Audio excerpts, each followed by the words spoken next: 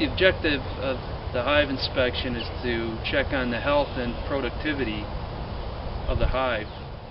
First thing we'll do is light the smoker. The purpose behind the smoke is to mask the bees' alarm pheromones and keep them from getting too aggressive during the inspection. The smoke in general just disrupts their communication. So you want to, with this smoker, you want to start out with some paper and some kindling. I've already prepared a little bit, and we'll start that up, and we want to get a good amount of embers in here, to which we'll add the smoke fuel. Got a good amount of embers going in the smoker, so now I can add the fuel.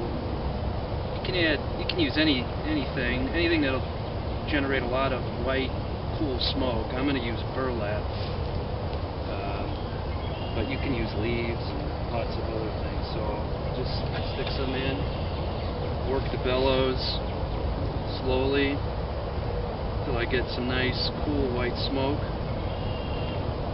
You don't want a blast furnace. I think that looks pretty good. I'm going to suit up now and open the hive. First we want to blow a little smoke into the entrance. We want to knock out the guard bees' alarm pheromones. Kind of a sneak attack here, so we'll blow just a few puffs into the entrance. And next we're going to take the hive top feeder off, blow a few puffs in there.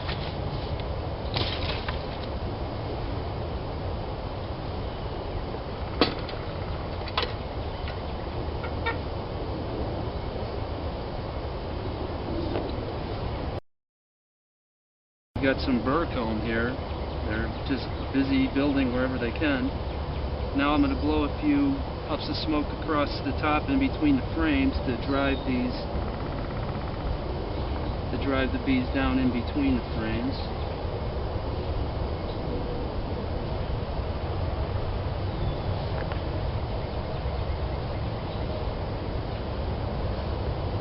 Okay, they've pretty much all gone away now. Okay, so now I'm going to start the hive inspection. First thing I need to do is loosen up these frames. I can already tell they've been glued together. They do that using bee glue. It's called propolis. They make that from resins that they gather from trees and plants.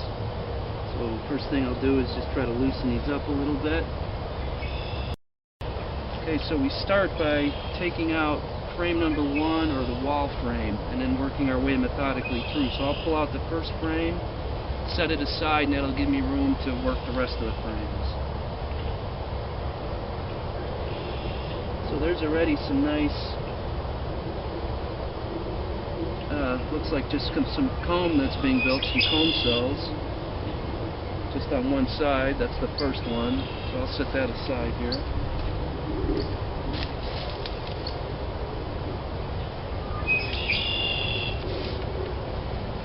Okay, what I'm going to be looking for is, well, if I could find the queen, that would be the best.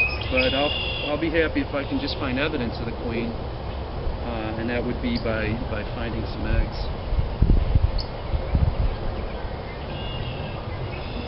Okay. So these guys are doing pretty good.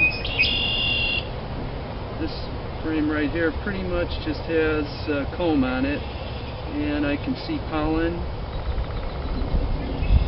and nectar, the different colors, and based on the color, an experienced beekeeper would be able to tell what type of plant it came from.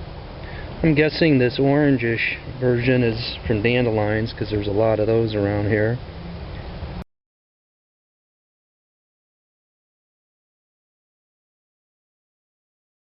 I can see, I definitely see some larvae on here, lots of them. I think this queen's been busy.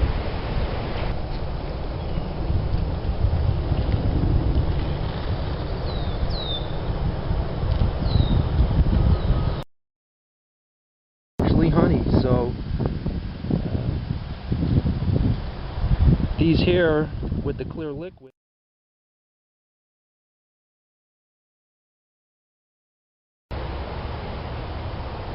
So what I'm looking for in these cells are food, so we can see where they're storing pollen, nectar, and of course eggs. And on this particular frame I'm seeing all of these things. When you see clear liquid, that's a sign of nectar, or it's possible that it's also water, but this looks like nectar. Oh, and I found the queen. There she is. Oh, fantastic. See, she has a dot on her. Can you see that? See, she's got a dot on her abdomen there. That's put on there for rookies like me who can't find the queen. So you can see she's moving around. They make room for her. The attendants are taking care of her, and she's busy dropping eggs. So I think we've just met the main objective.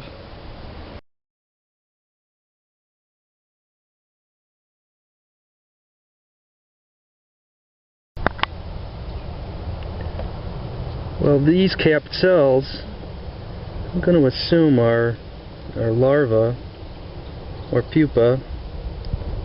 The book says that if they're capped with a tan colored wax, that's what it would be.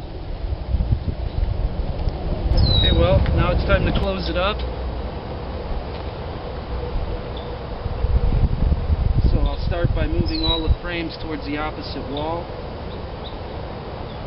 I have to be very careful here. I don't want to crush bees, especially the queen, which has been a very good queen, very productive. She's filled out, you know, a good 3/4 of these frames almost. So I'm going to be adding that upper hive. The upper deep. And I'll put this last frame back in.